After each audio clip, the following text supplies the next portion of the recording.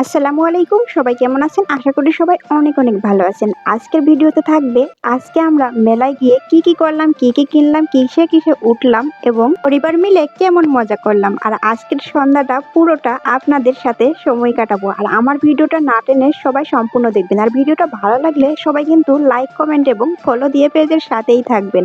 তো যাই হোক, এই যে দেখতে পাচ্ছেন সবাই উঠে বসে আছে, চাচি থেকে খালা, খালা থেকে মেয়ে, মেয়ে থেকে কি বলবো, পরিবারের যত লোকজন আছে সবাই এই যে উঠে পড়ছে। কিন্তু ওঠার পরে ভাইরে ভাই এমন জোরে চিল্লাচ্ছে সবাই, বলছে উঠে ভুল করছি, উঠে ভুল করছি। যেই না আকাশের দিকে ঠেলছে সেই তো কার চিল্লা চিল্লি কে শুনে। আমি বাবা এইসবে চড়ি না, কারণ এইসবে চললে আমি ওই শুধু শুধু নিজের টাকা দিয়ে শরীরটা ব্যথাও করতে চাই না, আর শরীরটা অসুস্থ বানিয়ে নিয়ে ঘরেও আসতে চাই না। আসলে অনুষ্ঠান বলেন, ঈদ বলেন, মেলা বলেন, সব কিছুই এখন আর আগের মতো আনন্দ হয় না। কিন্তু আমি তো কন্টেন্ট ক্রিয়েটর এখন, এই জন্য আমাকে তো যেতেই হবে।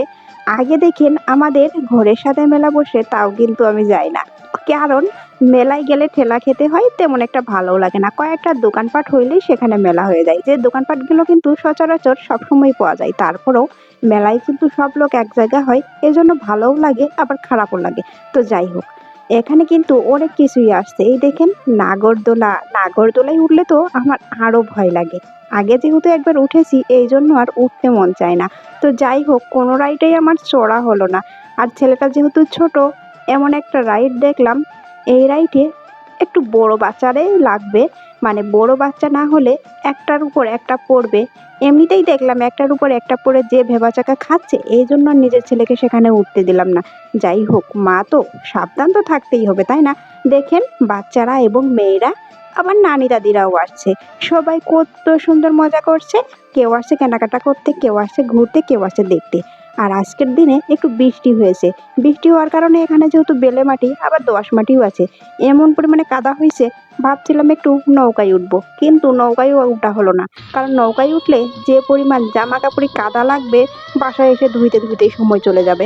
এমনিই বাপু কোমর ব্যথা, পারবো না বাপু কাছাকাছি করতে, এই জন্য আর কোনোটাই উঠা হলো না। তারপরে ভাবলাম একটু ফুচকা খাবো আর কিছু কেনাকাটা করব। ওরে বাবা, যে ফুচকার দাম 50 টাকা সেইটা চাই 80 টাকা প্লেট। কি খামুরে ভাই, কেন যে মেলাই আইলাম। কিন্তু ওই যে আয়াম যে কন্টেন্ট ক্রিয়েটার, এই জন্য মেলাই আইলাম। তো যাই হোক, এখানে এই যে পুলা তো যেহেতু আইসক্রিম পছন্দ করে, তো ভাবলাম পোলার একটা লাল নীল আইসক্রিম কিনে দিই। ও বাবা, আইসক্রিম আলার ভাব তো আরো বেড়ে গেছে, একটা আইসক্রিম চাই 70 টাকা। যাক বাবা, যা পোলারও আইসক্রিম খাওয়াইতাম না। তো এখন চলে এলাম এই যে কত সুন্দর খেলনার দোকানে। এখানে নিয়ে এসে ছেলেকে বলছি কোনটা নিবা, কোনটা নিবা। ওরে আমার ছেলে হয়েছে একটা ইংলিশ ছেলে, কোনো কিছু পছন্দ হয় না। এইটা থুয়ে এইটা, এইটা রেখা এইটা, কতগুলোতে তার বাপরে দেখাই।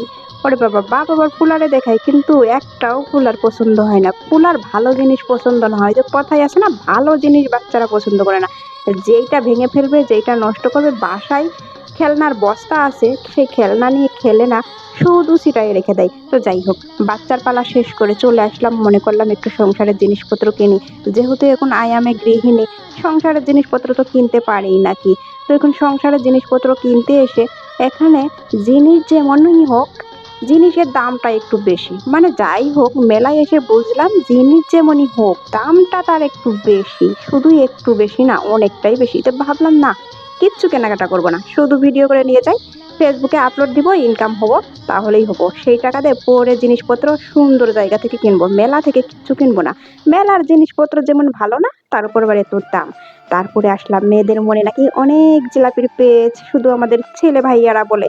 তো যাই হোক, জিলাপির পেস্টটা আমাদের নানু দাদু কি করে পেঁয়াজ দিচ্ছে, সেই পেস্টটা শেখার জন্য আবার এখানে অনেকক্ষণ দাঁড়িয়ে থাকলাম।